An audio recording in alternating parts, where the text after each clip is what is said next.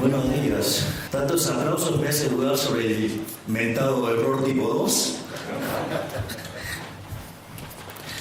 Bueno, la charla que voy a dar hoy es sobre la herencia, lo que hicimos y lo más importante, cómo la vemos de cara al futuro y cuáles son las posibilidades que hay en esta perspectiva.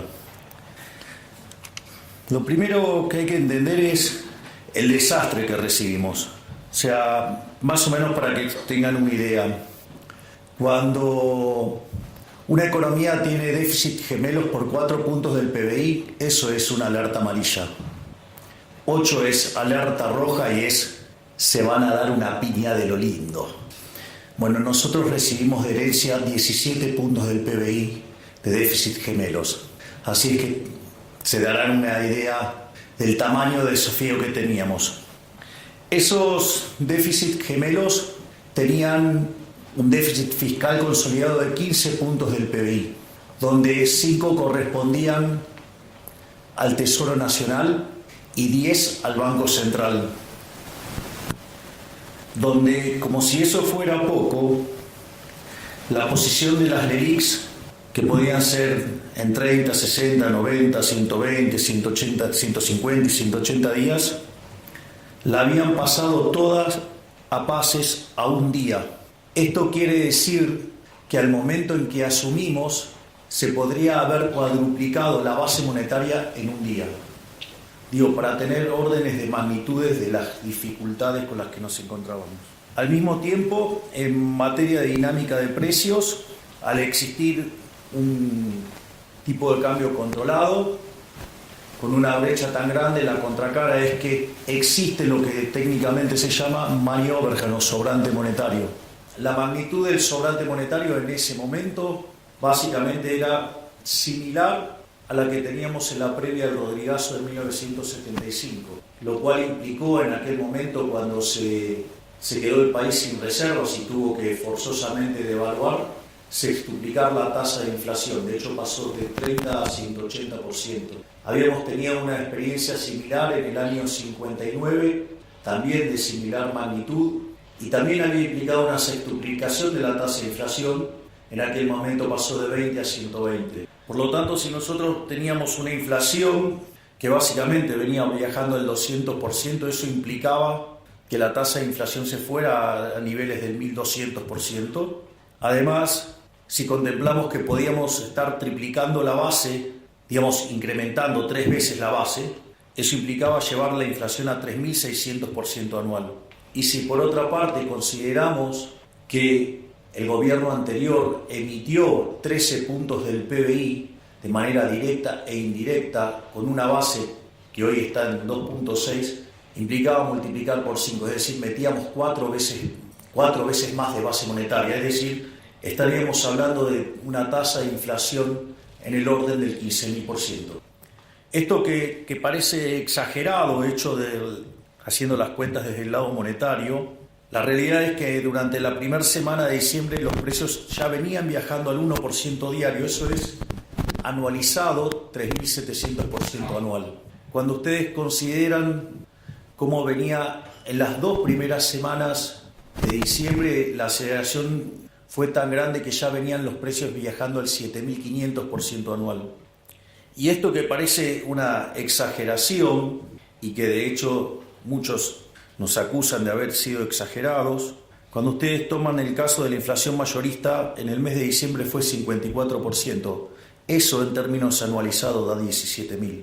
Es decir, efectivamente estábamos transitando el camino a una hiperinflación. O sea, lo único que requería esa hiperinflación para concretarse era la convalidación monetaria. Hay una anécdota muy divertida en un libro maravilloso que se llama El Banco Central, Teoría y Práctica, de un economista que se llama Alan Blinder, que fue uno de los primeros académicos de llegar al Comité de Política Monetaria de la Reserva Federal, que daba clases también en Princeton junto a Bernanke, y cuenta algo que es muy interesante, ¿no? Dice: supongamos que tenemos el banquero central perfecto. Entonces, el banquero central perfecto, supongamos que hiciera control de tasa de interés. Digo, no es el instrumento que a mí me gusta, pero el libro está hecho con ese ejemplo. Y entonces, este banquero central es tan genial que no solo que sabe en cuánto mover la tasa, sino que además acierta a la perfección en los rezagos.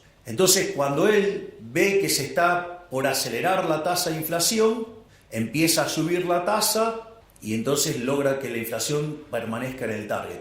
Cuando ve que la economía, digamos, está desacelerando y la tasa de inflación se va por debajo, modifica y de vuelta deja la inflación en el target. Es interesante porque en el límite esto podría implicar que moviera la tasa de interés como si fuera un electrocardiograma de alguien que está bien o alguien que esté corriendo, si fuera el caso, y deja constante la tasa de inflación, es decir, el tipo es perfecto. Ahora fíjense que cuando está subiendo la tasa de interés va a haber un montón que los van a estar criticando porque dicen, ¿a dónde estás viendo la inflación y nos vas a meter en una recesión? Y cuando la baja, dice, vos vas a estar alentando la inflación. Es decir, el tipo hace un trabajo perfecto y ¿qué le va a pasar? Lo van a estar criticando todo el tiempo. Bienvenidos al mundo de la política.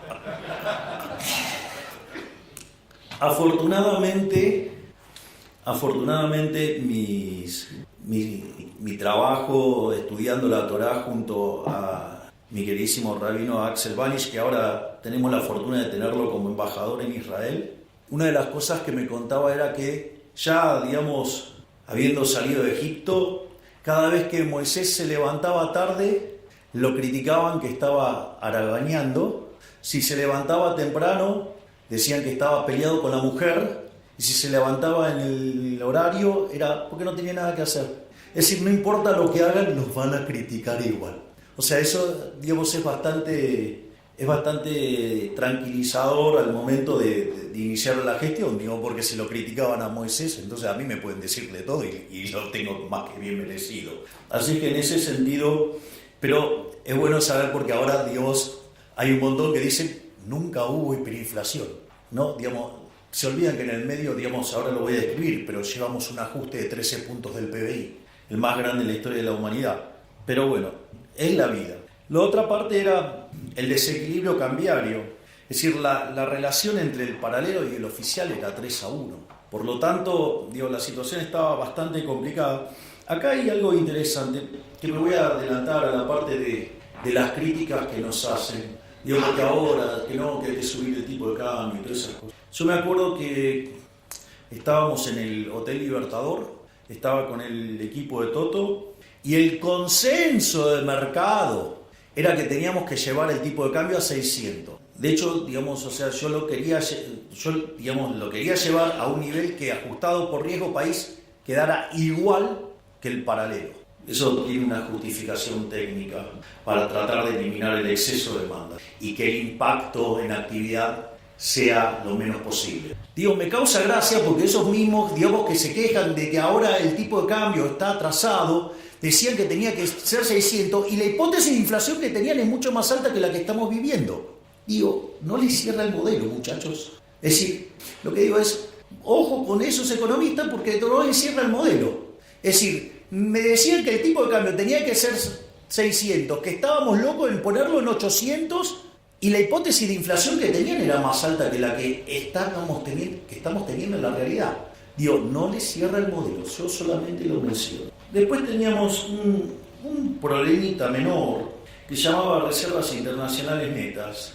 Estábamos 11.500 millones de dólares abajo.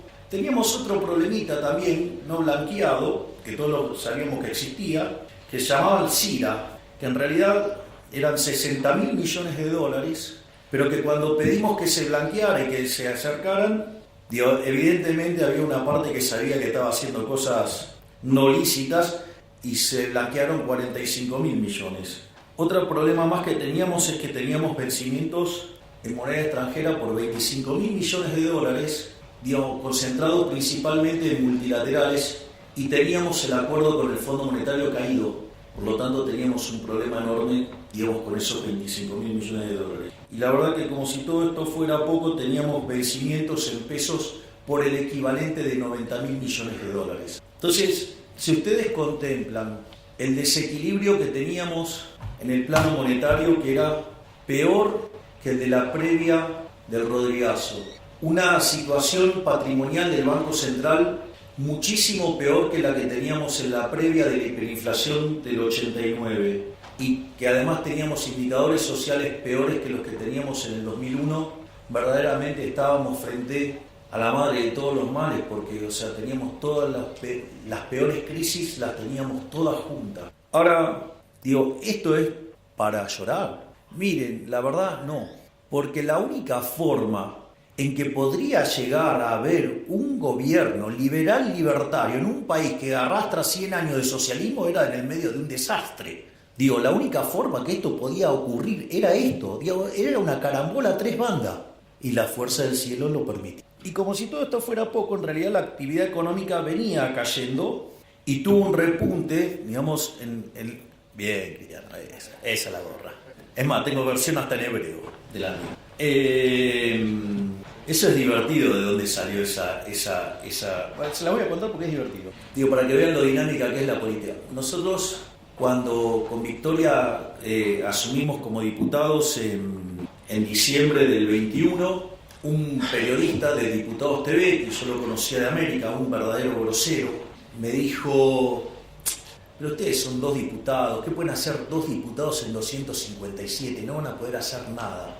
Y yo le contesté con el primer libro de Macabeos 3:19, que dice: la victoria en la guerra no depende de la cantidad de soldados, sino de las fuerzas que vienen del cielo. Maradona tendría una frase para eso. Bien, naturalmente frente a este desastre que enfrentábamos, había que tener sin duda un programa de estabilización bien duro y concreto. Esto es divertido porque se la pasaron durante la campaña diciendo que nosotros no teníamos ningún plan, que no teníamos programa económico, que no teníamos nada. Se nos dijeron un montón de cosas, pero en realidad los únicos que decíamos que era lo que había que hacer éramos nosotros. De hecho, yo hasta había publicado un libro que se llamaba El fin de la inflación, donde si lo leen, van a encontrar que está todo contado ahí. Y no dije que lo iba a hacer, además lo estoy haciendo.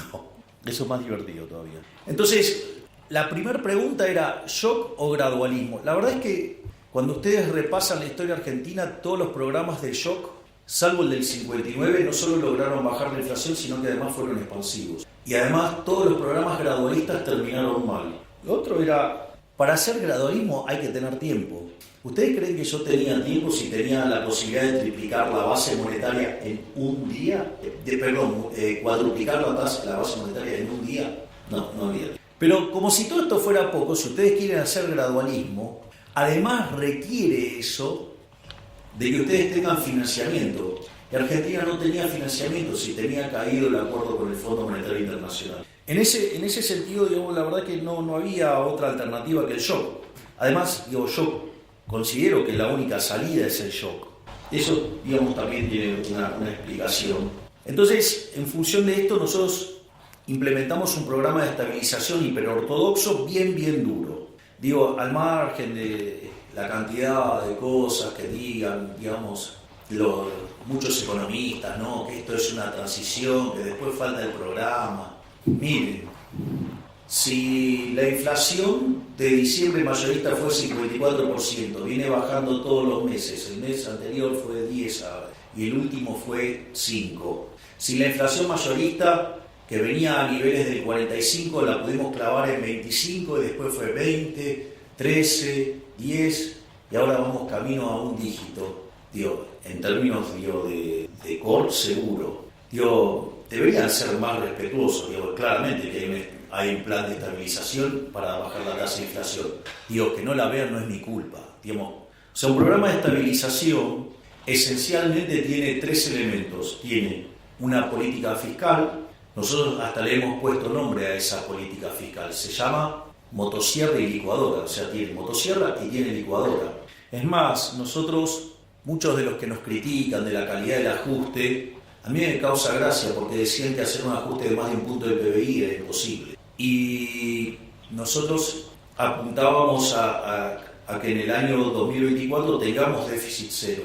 Y lo hicimos con tanta convicción que obviamente que tenía licuadora y que tenía motosierra y Después creíamos que lo íbamos a poder lograr en el primer trimestre y lo logramos en el primer mes. O sea, enero tuvimos déficit financiero nulo. De hecho, nos criticaron y dijeron que en febrero hasta nos explotaba el déficit primario.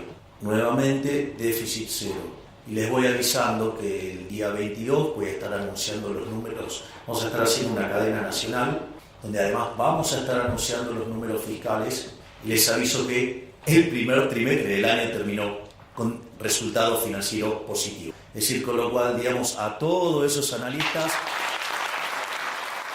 Es decir, a todos esos analistas que dicen que nos va a explotar el déficit y todo eso, les dedico el aplauso que ustedes tuvieron recién o nuevamente la frase de Maradona. El otro elemento es el tema de la política monetaria. El tema de la política monetaria, básicamente, el Banco Central está quebrado. Entonces la pregunta es, ¿cómo se resuelve la quiebra del Banco Central? Es decir, porque esta es la clave. La quiebra de un banco central se resuelve licuando sus pasivos. O sea, con el tamaño del problema argentino implicaba un nivel de precios estratosférico hasta que licuaran tanto los pasivos que el patrimonio neto por lo menos quedara nulo. ¿Hasta ahí vamos? Si esto es así, quiere decir que dado ese nivel de precios para resolver el saneamiento del Banco Central está en la estratosfera, dado los precios de hoy, la línea que une esos dos niveles de precios le da la tasa de inflación implícita. Por lo tanto, era fundamental sanear el Banco Central, ¿para qué? Para que ese nivel de precios estratosférico que dejaba nulo el patrimonio del Banco Central fuera bajando. Y en la medida que ese nivel de precio bajara, por lo tanto, la tasa de inflación esperada tiene que bajar. Naturalmente, digamos, ahí también arrancamos con un proceso de saneamiento del Banco Central. Ahí también nos encontramos con algunas críticas. Hasta tengo los WhatsApp y tengo los informes de las consultoras, hablando que había que llevar la tasa de interés real a terreno positivo. Si hubiéramos hecho eso, en lugar de haber descomprimido el balance del Banco Central como lo hemos hecho hasta ahora, les cuento que en lo que va del año ya hubiéramos metido 4 bases monetarias más en instrumentos remunerados. Entonces ahora estaríamos discutiendo qué cosa. No, esto es insostenible. Estaríamos hablando de la pelota de las LELIQs o la pelota de los pases o no sé qué cosa, digamos, una bola de nieve que nos iba a arruinar en una hiperinflación. Ahora todos esos están todos escondidos, nadie dice nada. Es decir, le deben tener miedo a la frase de Maradona. Pero dicho de otra manera, lo importante es que la contracara de ese déficit cuasi fiscal de 10 puntos del PBI ya lo llevamos a 4. Es decir, no solo que llevamos hecho un ajuste fiscal de 7 puntos del PBI en el Tesoro, motivo por el cual ahora hemos empezado a relajar partidas y entonces ahora empieza a quedar más motosierra y mucho menos de licuadora, digo, para los que están tan preocupados por la calidad del ajuste, como si no fuera que una licuadora permanente es una motosierra, ¿no? Pero bueno, ese es otro detalle. Lo importante es que hemos hecho sucesivas bajas de tasa de interés y todo el mundo que esperaba cada vez que bajábamos la tasa, que subiera el tipo de cambio y que perdiéramos reservas. Bueno, llevamos acumulados más de 12.000 millones de dólares de reservas, salimos del terreno de las reservas netas negativas y en el medio pagamos un montón de cosas. Por lo tanto, también lo que hicimos en materia monetaria y cambiaria es un éxito. De hecho, ahora la discusión es, no, bueno, pero la tasa en dólares es enorme. Y entonces si yo le hubiera puesto en términos reales positivos, hubiera sido todavía más grande. Entonces que más o menos se pongan de acuerdo qué quieren decir con la tasa de interés, porque nosotros siempre tuvimos claro que era un problema de arbitraje con la tasa en los dólares. Es decir, no mirar como un cavernícola, digamos, la tasa de interés real en una economía cerrada. Por lo tanto, digo, ¿qué es lo que hemos, y obviamente que hicimos el ajuste del tipo de cambio? Si ustedes se acuerdan, cuando nosotros estábamos en campaña decían que con nosotros el tipo de cambio iba a estar en 6.000, en 10.000, me parece que le agarraron por un poquito. Entonces, digo, ¿qué tenemos en materia de resultados? No solo que hemos logrado el déficit cero, sino que nos hemos pasado un poco, digamos, en lugar de hacer un ajuste de 5 puntos del PBI, hicimos uno de 7, eso lo pueden ver en un trabajo que hizo Nadine Argañadás, que de hecho lo circuló por Twitter, y además bajamos el cuasi fiscal en 6 puntos, o sea que hicimos un ajuste de 13 puntos del PBI. Es decir, acabamos de hacer el ajuste fiscal más grande en la historia de la humanidad, porque además encima lo hicimos en 3 meses.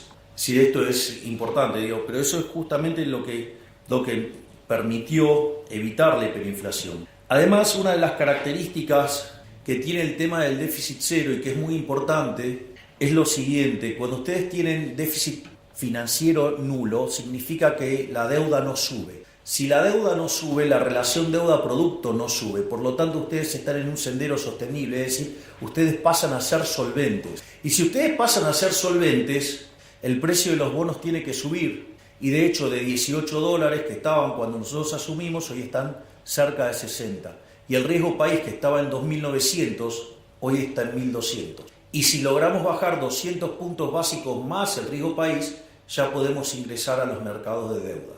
Este ajuste fue tan fuerte y tan positivo la forma en que lo hicimos, que además, cuando fuimos a negociarlo al fondo, mientras que todos los analistas decían que nuestro programa era inconsistente y que una revisión del fondo con programas caídos, como el caso argentino, demandan como 3 meses, nosotros sacamos el acuerdo en un fin de semana.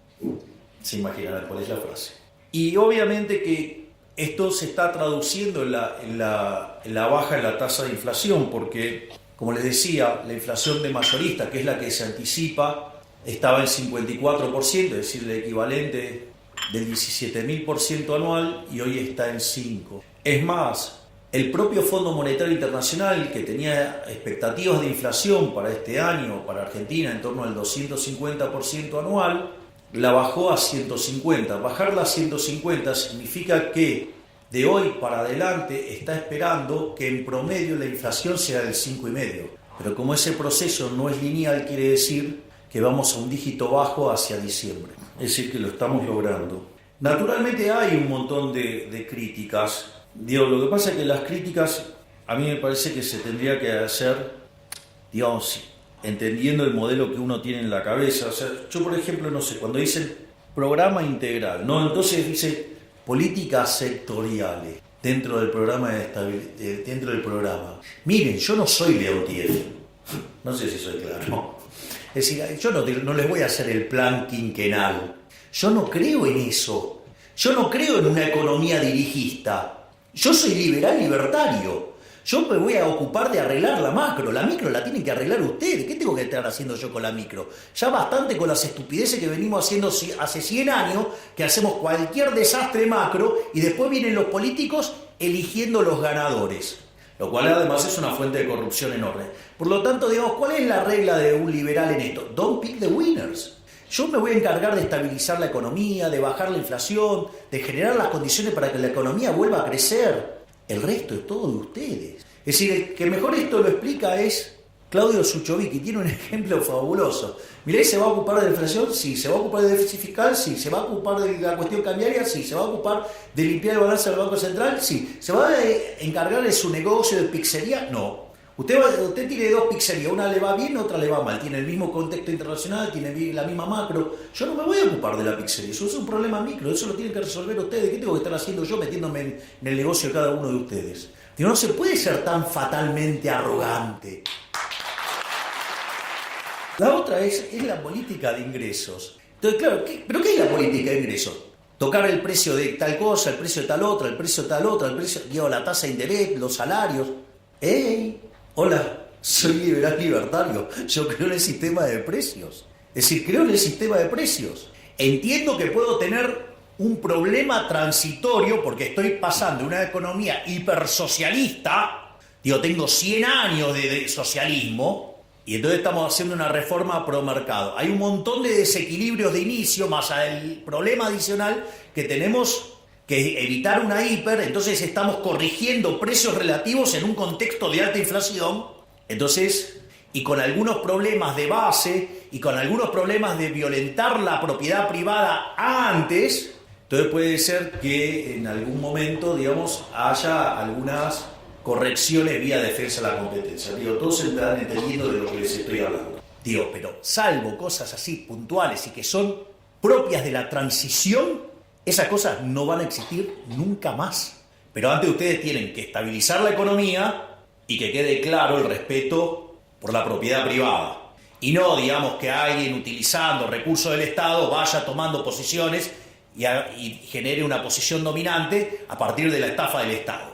Y después generar movimientos políticos tocándole a un segmento etario donde hay una gran proporción de votantes. Digo, bienvenido al mundo de la política, es la basura que les estoy describiendo.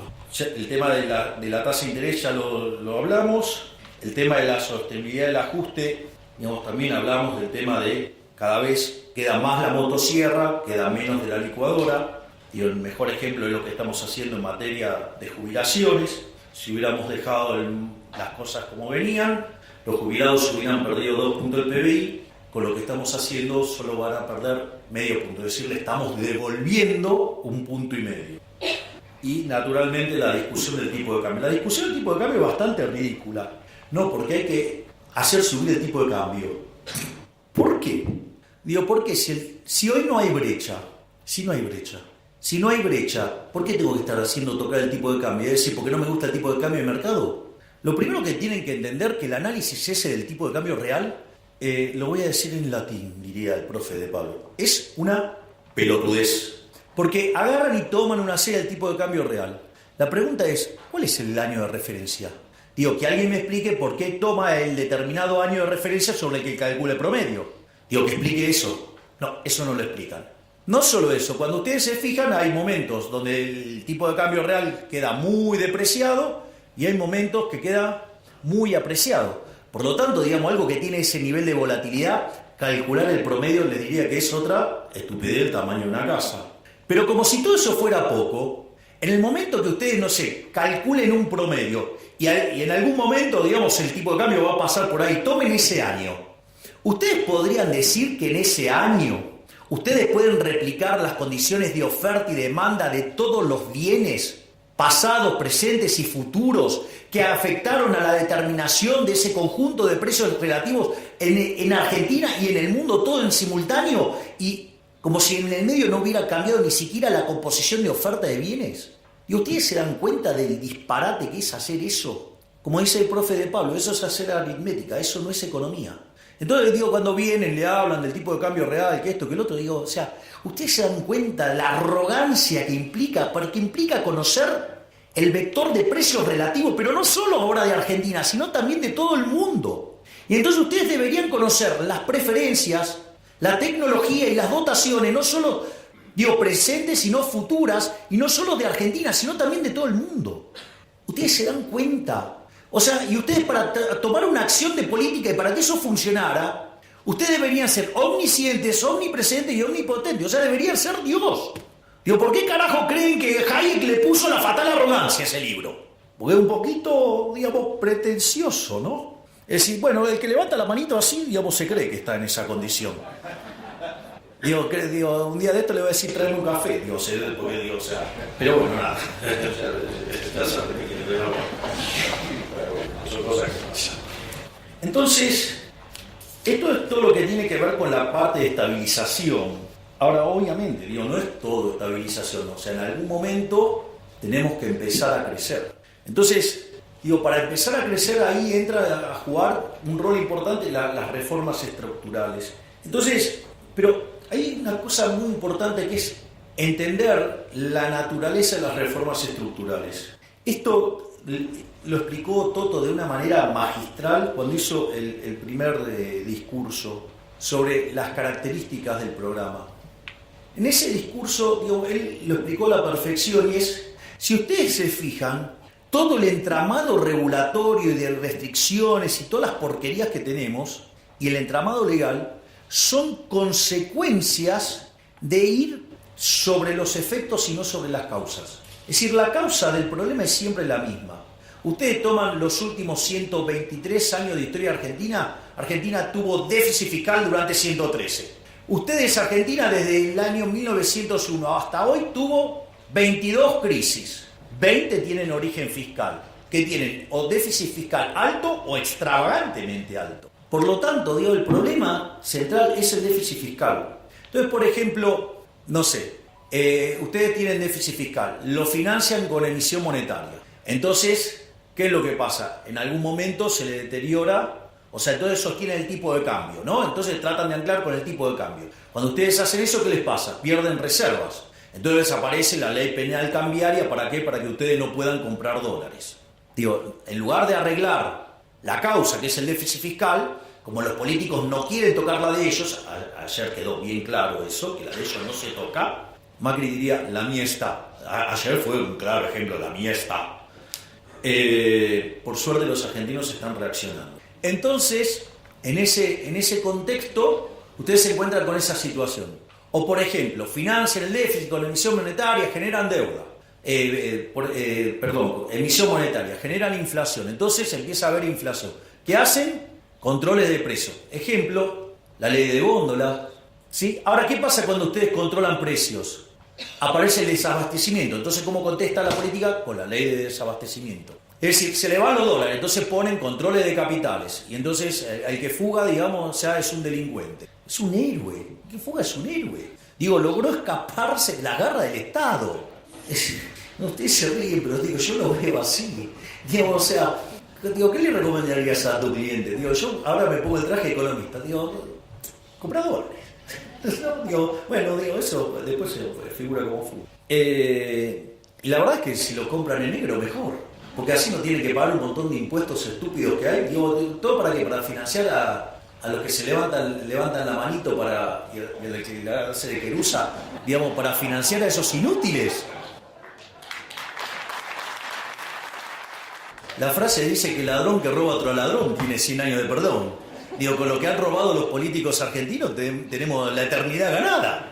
Entonces, la realidad es que cuando ustedes se fijan, nuestro programa económico que tiene, digamos, la pata fiscal, la pata monetaria y la pata cambiaria, donde hay un ancla nominal, no es que no hay ancla nominal. Esa es otra estupidez que decían. No, acá no hay ancla nominal. Miren, desde que nosotros llegamos, la base monetaria prácticamente no ha cambiado. Y emitimos un montón para comprar los 12.000 millones de dólares. Nos habían dejado un regalito que se llamaban unos puts en el Banco Central que nos dispara emisión endógena. Estaban los pasivos remunerados. ¿Y con qué compensamos? Compensamos con BOPREAL y compensamos con resultado fiscal. Y eso hace que la base monetaria no cambie. Hoy tenemos reservas internacionales netas nulas y tenemos la misma base monetaria. Ese es el ancla.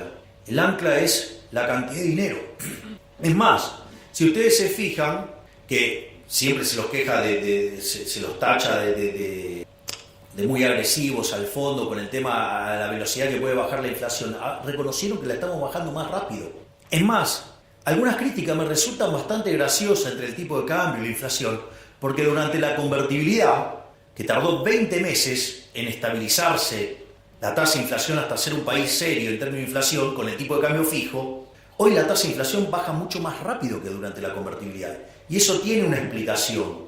Porque ustedes durante la convertibilidad tenían dinero endógeno. El dinero endógeno asociado al aumento de la demanda de dinero. Cuando ustedes querían demandar pesos, ¿qué hacían? Entregaban dólares y el Banco Central les daba pesos. ¿Sí? Entonces el aumento de la demanda de dinero tenía como contrapartida, ¿qué cosa? Un aumento de la oferta de dinero. Y eso hace que entonces ustedes dejaban el mercado de dinero todo el tiempo en equilibrio y lo único que restaba era ¿qué? La readecuación de los precios relativos por los dos quilombos hiperinflacionarios anteriores, ¿no? Digamos, la hiper de Alfonsín y la hiper de Menem.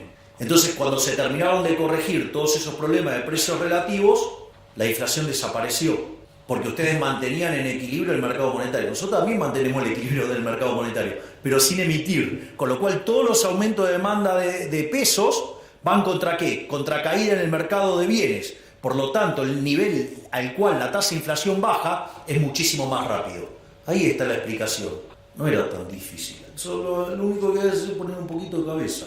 Entonces, para enfrentar esto, nosotros enviamos el programa de reformas más ambicioso de la historia argentina. Mandamos 1000 reformas en 2 instrumentos. 1/3 en el DNU, 2/3 en la ley de bases. El DNU todavía sigue en pie, pero ¿cuál es la característica de estos instrumentos? Tiene 3 elementos. El primero, que a diferencia de todos los DNU que hubo en Argentina, donde todos avanzaron sobre las libertades individuales, sobre la propiedad privada. Esta es la primera vez que devuelve libertades, o sea, le devuelve libertad a los ciudadanos. Digo, hace un respeto furioso de la propiedad privada, promueve estructuras de mercado más competitivas.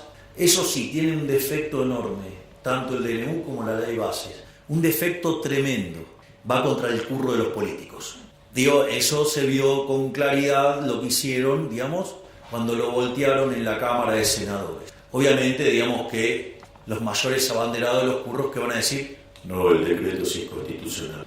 Afortunadamente, la Corte, después de algunas cosas, ahora parece como que se encaminó, se reorientó y ahora, falló en 2 casos a favor del DNU. No es suficiente todavía, pero es un buen inicio. En cuanto a la ley base también tiene los mismos conceptos, pero eran cosas que no podían salir por decreto, sino que tenían que pasar por el Congreso por el tipo de cosas que implicaba.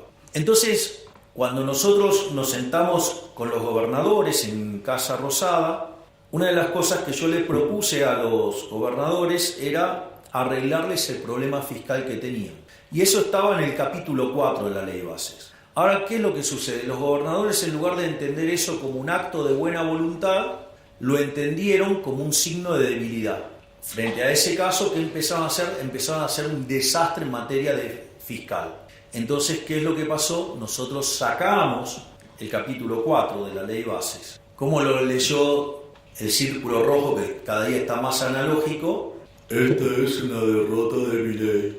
Salió Toto y explicó, bueno, si ustedes no quieren dejar el capítulo 4 como estaba y hacen un desastre fiscal como el que estaban haciendo para que nos peguemos la piña de acá a 6 meses, nosotros levantamos el capítulo 4. Pero si nosotros levantamos el capítulo 4, ustedes van a terminar haciendo un ajuste fiscal más grande que el que están dispuestos a hacer.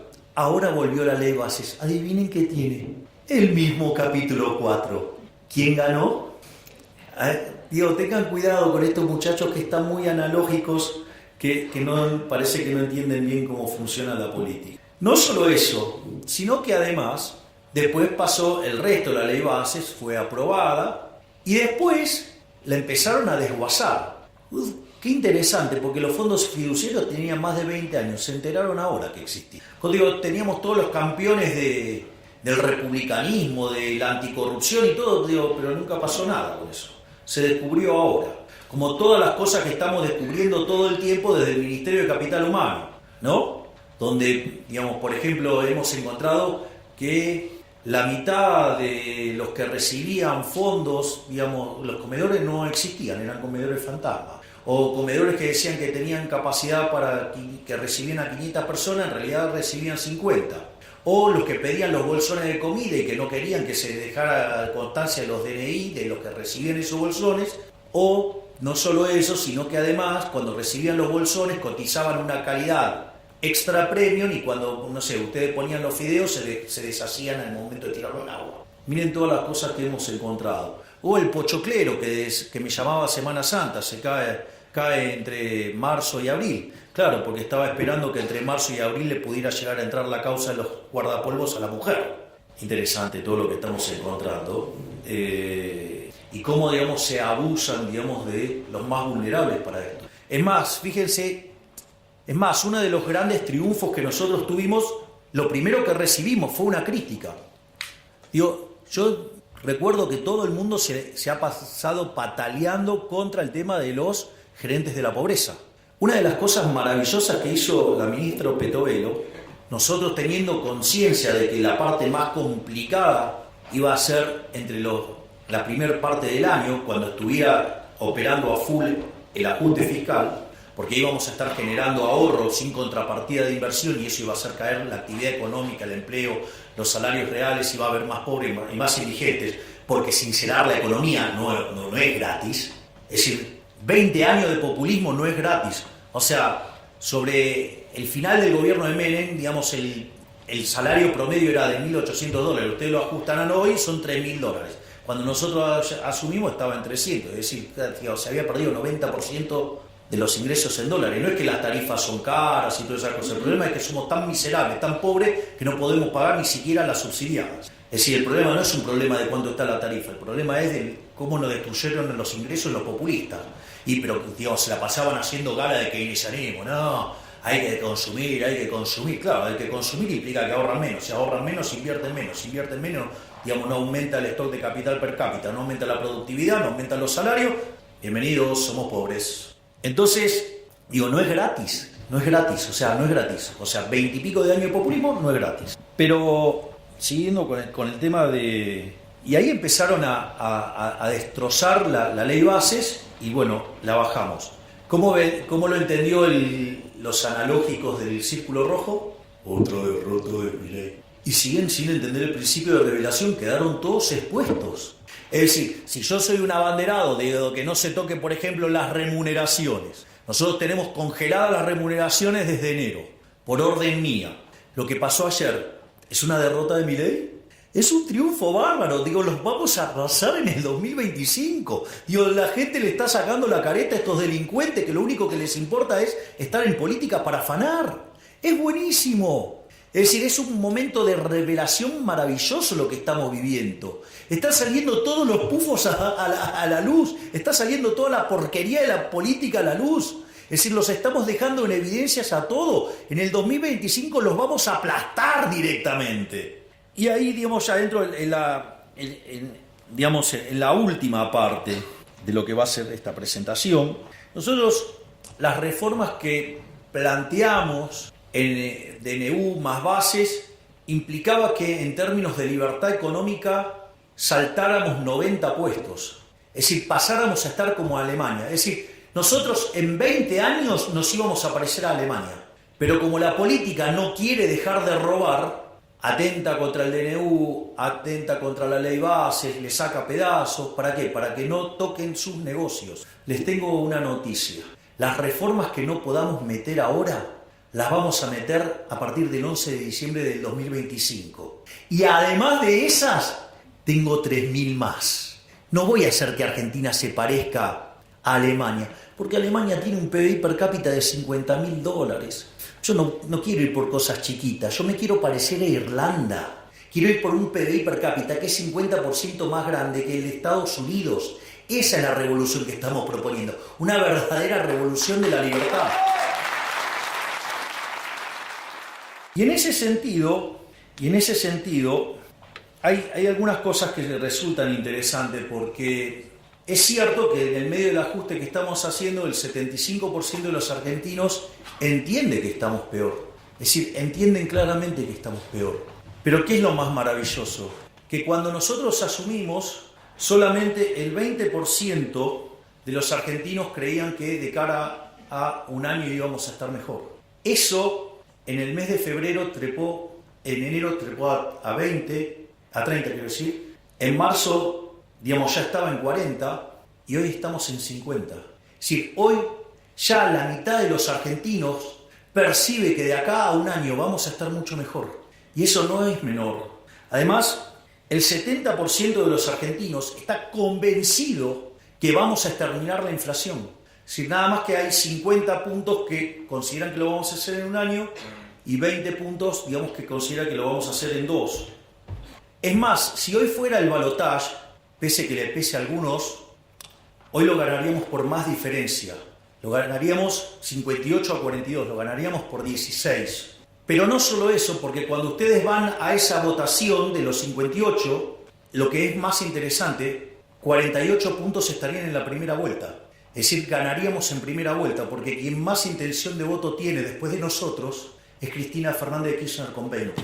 Y no es cierto que de esos 10 puntos incrementales entre la primera vuelta y el balotaje saquemos 0. Por lo tanto, estaríamos arriba de los 50 puntos. ¿Esto qué quiere decir? Que sin lugar a dudas, a partir del 11 de diciembre, vamos a hacer todas las reformas que queden pendientes, más las 3.000 que tenemos en carpeta, más todas las otras que estamos diseñando y que también vamos a aplicar. Es decir, vamos a hacer de Argentina una verdadera Argentina liberal que sea potencia y que sea grande nuevamente de acá a 35 años. Y finalmente, la pregunta es ¿cómo? ¿No? Porque con solo, digo, parece casi fundamentalista, digamos, el tema de con que solo, digamos, si yo le digo subimos en libertad económica va a ocurrir, o sea, digo, me pueden tener mucha estima, pero creerme tanto, digamos, hasta sería peligroso, les diría. Entonces, el punto es cómo es todo el proceso. Miren, la primera parte es rebote. La primera parte es rebote. De hecho, fíjense que cada vez son más los analistas que están viendo una B corta. Esa B corta ya había aparecido un indicador que pareció raro, que para febrero el desestacionalizado de Orlando Ferrés había dado positivo. Pero claramente es un indicador, el desestacionalizado, que tiene mucha inestabilidad en la punta. Entonces hay que tomárselo con mucho cuidado eso. No solo eso, cuando ustedes empiezan... Ahora salió el índice líder, digamos, de la Ditela, que anticipa, digamos, la evolución de la actividad y dio positivo. Cuando ustedes miran minería, viene para arriba. Cuando miran oil and gas, viene para arriba. Cuando miran el campo, viene para arriba. Es decir, cada vez tenemos más indicios de que esto está rebotando y levantando. No solo eso, sino que además ustedes tienen algunas cuestiones adicionales. Y es que donde se notaron las caídas más fuertes, digamos, el recorte se está dando en B de manera violenta. No sé, ejemplo, CAME, las ventas, digamos, pegó un rebote fuerte. No solo eso, sino, digamos, que la brutal caída del riesgo país, eso, cuando ustedes miran empíricamente, cada vez que el riesgo país se desploma, digamos, la actividad rebota fuertemente. Pero no solo eso, además hay otro elemento fundamental, y es, aun cuando no hiciéramos ninguna de las reformas estructurales, digo, la descapitalización de la economía obedece a todo un conjunto de reformas estructurales negativas que hicieron que uno se coma el capital. Si la economía argentina está muy descapitalizada, ¿por qué está descapitalizada? Para que el valor del producto marginal del capital, digo, la TIR de la firma, esté por encima del WACC, ¿no? Digo, para que no destruyan valor. Entonces, en ese contexto, ustedes lo que tienen es que, cambiando las reglas de juego, ¿qué pasa ahora? La tasa está desalineada con el costo de oportunidad de capital. ¿Por qué creen que vuelan las acciones? Justamente por eso, porque afuera la están viendo. Entonces, en ese que de 20 años de destruir capital, una productividad enorme, retornos reales enormes contra tasas de interés desplomándose, ustedes tienen una posibilidad de ganar plata a lo loco, aún sin reformas estructurales. Es decir, podemos hacer reformas, digamos, sin hacer reformas, podemos crecer durante un periodo interesante de tiempo, no a las tasas que a mí me gustaría, pero sí podemos rebotar fuerte ahora y crecer fuerte, digamos, en el arranque. Entonces vamos a llegar al 2025 con tasas de expansión muy fuertes, compuestas de rebote y de crecimiento por descapitalización y tasa de inflación cayendo. Prepárense porque vamos a arrasar. Y ahí sí vamos a tener la composición de las cámaras que necesitamos para hacer las reformas que Argentina necesita para volver a ser grande.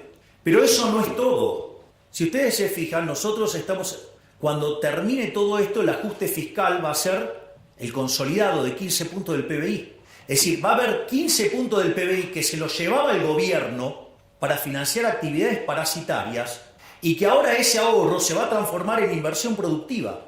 Y eso le va a meter a la economía por lo menos entre 4 y 5 puntos de crecimiento adicional. Entonces, digamos, nos estamos preparando para generar un verdadero, yo no diría milagro económico, porque lo único que estamos haciendo es lo que dicen los libros que hay que hacer. Pero, digamos, tenemos la cabeza tan deformada después de 100 años de lavado de cerebro en la educación pública, sea de gestión estatal o de gestión privada, tenemos tanto socialismo en sangre que, claro, cuando uno lo ve así parece un milagro. En realidad lo único que estamos haciendo es aplicar el manual. Por lo tanto, digamos, las perspectivas de crecimiento para adelante son maravillosas, porque además, por más que no tengamos todas las mayorías para hacer todas las reformas que queremos, solo para una gran parte de las reformas, digo, cuando empiecen a ver la oleada liberal, libertaria que se viene, se van a acomodar. Y eso va a permitir, digamos, que las reformas salgan mucho más fácil de lo que uno lo ve ahora. Pero esto es solo una parte de la historia. Es decir, está, digamos, yo lo que les acabo de decir es toda la configuración macro que hace que Argentina sea un excelente caso de negocios. a ver, si lo voy a poner en estos términos, si yo voy comprado en activos de larga duration en Argentina con caída de tasa de interés, gano un montonazo, ¿sí o no? Imagínense si además son reales, con lo cual, digamos, no ajustaron, con lo cual tienen para ganar un montón, con lo cual hay una oportunidad de entrar a hacer negocios de infraestructura y de un montón de cosas para ganar un montón de plata. No solo eso, es importante también que tengan conciencia que nosotros, nuestras líneas de análisis económico tienen 3 bloques.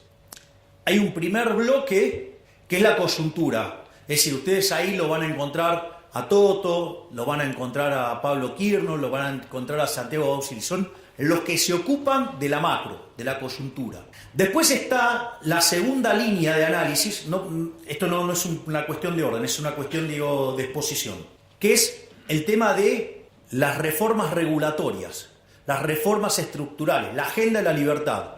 Ustedes ahí tienen a 2 colosos, tienen a Federico Sturzenegger y al doctor Rodríguez Chirilo, digo, que son los que diseñaron las reformas estructurales para liberarnos de toda esta miseria socialista que cargamos hace 100 años.